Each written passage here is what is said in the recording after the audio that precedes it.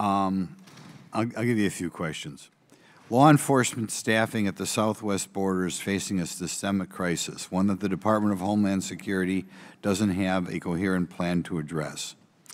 Why did you decide to initiate this report, and what are some of the biggest challenges our law enforcement agents and officers face at the southwest border that your report found?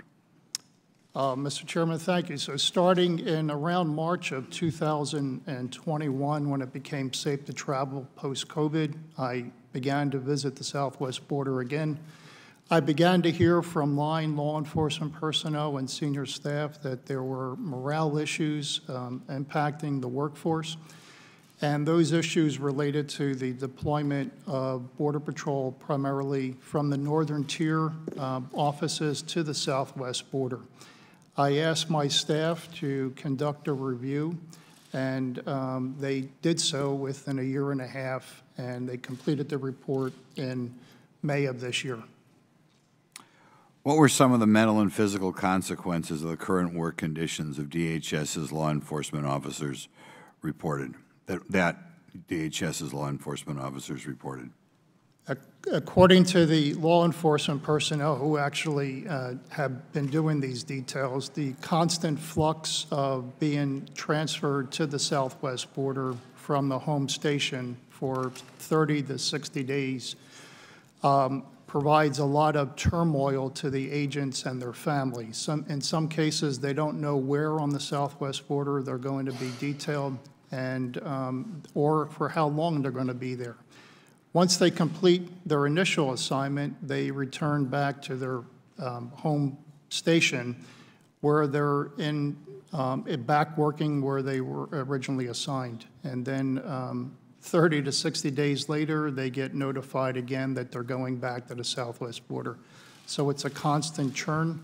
It's the unknown effects. And according to the respondents, they have developed an inability to continue to do what they consider to be their primary law enforcement function.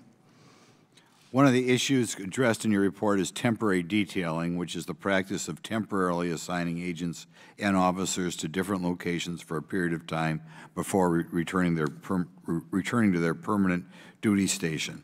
Many Border Patrol agencies and Office of Field Operation officers can be detailed from their duty locations to assist with custody and processing of migrants. One Border Patrol agent said in your report that agents were providing clothing, diapers, formula, and other domestic services, noting that the job feels more like social worker duties rather than law enforcement. How can DHS improve their detailing practices to make sure the detailees are actually performing jobs within their job description? It's a function of the first recommendation that we made to DHS, what they did not concur with, which was to hire an outside national academy to take a look and develop a strategic staffing model so that DHS would be best able to use the resources they have to the most effective benefit of the organization. Does the practice of temporary details leave home duty stations vulnerable or understaffed? According to the agents who responded, yes. There is a gap when you pull resources from one area to another. No question, and anybody who's down at the border knows that. What are the current staffing levels at ICE and Customs and Border Patrol compared to their authorized levels? I believe I don't know the exact number, Chairman. I'd have to get that number to you. Okay. How many Border Patrol agents and Office of Field Operation officers do we need to address the issues we are dealing with today? That's a matter for the department to decide based on the recommendation number one that we made to have an outside entity take a look at their organization to have a strategic staffing model. I'll ask you, in a 2-year period, we went from about 20,000 people coming across the southern border to about 220,000 per month. Isn't that kind of part of the big problem, that they haven't adjusted the number of agents for the huge number of people who are coming over here? There certainly has been a significant influx of migrants coming into the southwest border. The staffing levels for ICE and CBP, although I don't know the actual numbers, have remained relatively flat. So as Okay.